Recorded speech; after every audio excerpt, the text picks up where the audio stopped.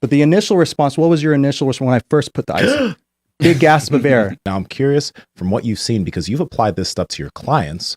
What are the long-term benefits that you've seen them able to have in terms of athletics or in terms of life, et cetera? Because I think that I'll stop there, but what are the benefits you've seen in the long term with those individuals? Right. So before I can answer that, I'll say what the research says about cold exposure and the effects that it has on the body short and long term. So we know that when exposed to cold locally, whether you put your hands in ice or you submerge your full body immersion in ice, we have that cold shock response. With that comes benefits like improved immunity. We get that mitochondrial biogenesis, which you produce more mitochondrial cells, which has direct impact on muscular endurance. We see a short-term increase in strength immediately post exposure. So grip strength primarily. They've done studies where they expose people to localized cold and then have them do grip maximal contractile grip tests, and they've shown an 8 to 9% increase in strength. But then that starts to decline over time as the longer the exposure. But that initial onset is an increase. We see a lot of benefits in terms of your body's ability to recover. So you can adapt and habituate to cold exposure. And at the end of the day, cold exposure is a stressor. And again, the body doesn't differentiate between cold and a fight and a stressor at home, finance, whatever it is, family. It doesn't differentiate between any of that. So if you can delay the onset of if you can adapt to cold exposure, which elicits the same responses, then it'll make you better able to handle and more resilient to other stressors in life. And so with my athletes, I've used this type of training where I incorporate, I introduce the cold after a bout of high intensity effort. So again, get those responses going. And then I have them do the breathing to bring their heart rate back down. And then I have them do tasks that are specific to their goal. So I trained Colin O'Brady, which is a gentleman I trained to, 160-pound guy. I trained to pull a sled twice his body weight, solo and unsupported across Antarctica. We use this training to simulate the stress and pressure and necessity for quick decision-making in Antarctica alone. And a lot of that, as a result of cold exposure, is a loss of dexterity. When exposed to cold, the blood shunts from your extremities to protect your vitals. And his ability to tie knots, his ability to stay focused and stay in the moment, to bring his heart rate down, because in Antarctica or any extreme cold environment, if you sweat, you die. So he couldn't. Can you explain that? What's that mean? So, I mean, the risk of hypothermia when someone is wet, or when your clothes are wet, or when you sweat, goes up significantly, and your time window for survival begins to diminish over time, right? So you want to stay dry in those environments, which is weird because Antarctica is actually the largest desert on the planet, but it's very cold. So if you sweat, you die. Water is a more efficient convector of heat than air. So you get cold 25 times faster than you would with air in water when you're wet. And he can't make any mistakes. Like you were mentioning, like tying his tent down, and like if that thing blows away, he's done. Exactly. Did he write The Impossible First? Was that his book? He did. So, oh my gosh, that book's incredible. The audiobook is insane. It's so good. Well, he talks about his experience of having to tie those knots and having to focus, and where there's no margin for error. So in training, what can you do to simulate that? Well, at the base, at the core of it, I mean, this type of training isn't a replacement for strength training. It's not a replacement for, whatever programming. I mean, the tried and true methods for getting someone stronger and increasing aerobic capacity. Those are staples that needed to be addressed. But what I did was take this type of training as a tool, as an add-on to kind of target that. I couldn't simulate Antarctica, but I could simulate the response to Antarctica by introducing cold, by getting his heart rate up, to initiating that fight or flight response and doing it. So what I had him do is I had him do something similar to what you did today, do a series of calisthenic movements, and then I had him put his hands in ice, stay in that nice plank, had him bring his heart rate down as close to the baseline as possible with his breath, and then I had him sit in a wall sit, put a plate on his lap, and I had him solve with his hands, using his dexterity, was now diminished, solve little puzzle pieces. So very simple, like a puzzle that you would give a 3-year-old. But under stress and pressure, simple tasks become difficult. As we saw today, just tying a knot becomes a little bit more challenging. So I had him do that for rounds and rounds and rounds. And over time, as we saw with you today, even, over time, he was able to delay the onset of that tunnel vision. He was able to delay the onset of that loss in dexterity. He was able to delay the onset of that diminishment of cognition that would, in Antarctica, when seconds matter, he can't afford to have that delay. Power Project family, what if I told you that you could eat cereal that doesn't mess with your diet, that doesn't have massive amounts of sugar, that doesn't give you the bubble guts, and that's actually really good for you?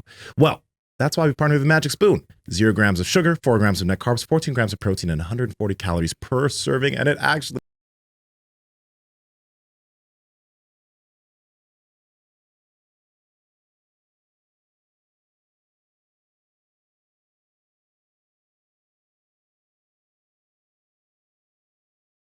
And with you, I had you put your hands in ice, and I touched your body. I touched your body with ice. Hey now. Put some ice on your body. But the initial response, what was your initial response when I first put the ice? Big gasp of air. Norepinephrine, got that adrenaline rush. Heart rate went back up. Breath went back up, very short. And then the second round, I did it again. It was a little bit less. Less than the third round. I would touch areas of your body with the ice, and you had no response. You maintained that focus. You maintained the calm breath. And even something as short as 3 rounds of your first time doing this, you showed signs of adaptation and habituation to cold exposure. Now, you take this, you talk about the long-term effects.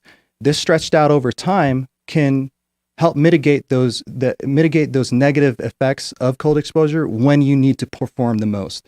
And with my athletes, I've used this with boxers, I've used this with fighters, I've used this with Parkinson's disease patients, because we know that high intensity, the research shows that high intensity intervals coupled with cognitive tasks and motor skill tasks that target fine motor skills and balance and coordination and strength after a bout of high intensity has proven to mitigate the symptoms of those with neurodegenerative diseases such as Parkinson's disease. And so if it can improve and slow the progression of the diminishment of those symptoms with someone who's suffering from a neurodegenerative disease, then someone with a healthy brain, and we know the brain responds to engagement, neuroplasticity, we know the brain constantly needs that stimulation, then it can help in the long term. Now, a lot of this is experimental. A lot of this is the research is limited. More and more, a body of research is growing every day. More and more is coming out, and it's anecdotal. But like I was telling Mark, the only way to better understand the mechanisms responsible for self-regulatory functions in our body is to test them, to see if it works in a controlled and safe environment. I don't recommend people go and submerge themselves in ice at home alone just to see if they can, and then go solve a puzzle. Don't do it. Do it in a safe and controlled way with a professional. I know that, like, last time you were here, I mean, the reason why you're here again is because I've been hearing more and more about ice therapy and cold therapy, and obviously there's been some amazing people over the last several years talking about ice. So you're not the only person that I've heard it from, but there's more and more research coming out all the time. I'm hearing Andrew Huberman talk about it. There's been these studies out of Stanford where they talked about cooling the hand and it having like more profound effects than like anabolic steroids, which, I think sometimes they do these studies just to kind of get a profound effect to get the word out there on the impact that some of these things can have. But you came here, you started talking about a little bit of that on the last podcast, and I was like, oh, that sounds really interesting. But I didn't think about it too much. And then as I started hearing more people talk about it, I'm like, that motherfucker Mike, that son of a bitch. I was like, he's on to some shit. And one thing I really love, so I love powerlifting. I love bench, squat, deadlift.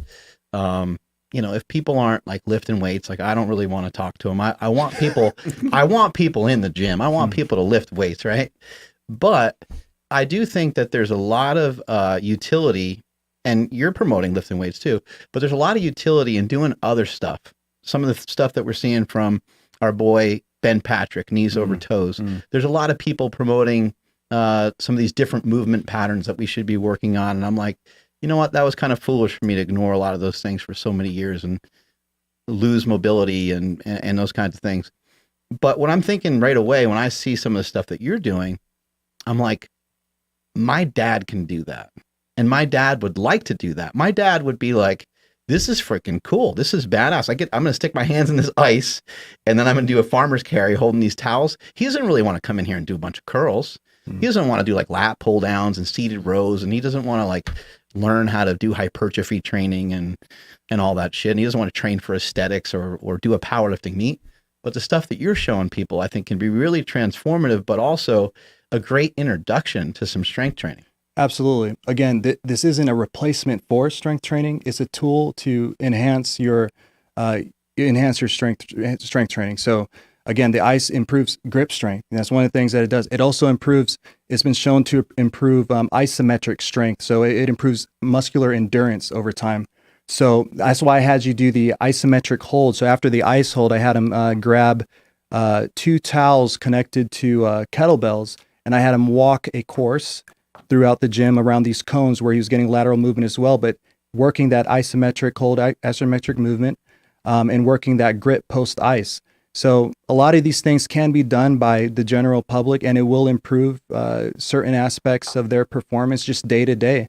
And that's the great thing about it, is that we're using tools that are innate, that we already have in us. We have this response that's been ingrained in us for, thousands of years, and it's for a reason. I mean, they call it the hunter's response because after the vasoconstriction, after the blood leaves our extremities, there's after about 10 minutes at prolonged exposure, there's a rush of blood, vasodilation, that actually sends warm blood to your dexterity that allowed us to hunt in cold environments. So we have these tools that are ingrained in us, this innate ancestral strength mechanisms. And this is what it's really about. These mechanisms are in us to be able to survive and be strong in the hardest moments of our life, in order for us to survive. So why not leverage these tools and seek to improve upon these tools that our ancestors fought and died and lived and survived and succeeded and failed and victory and defeat, all of this to pass on to us for us to not use it and improve upon. So I definitely believe that, these self-regulatory functions in our body can be improved and controlled to a great extent through training. And the research more and more is coming out and is showing that.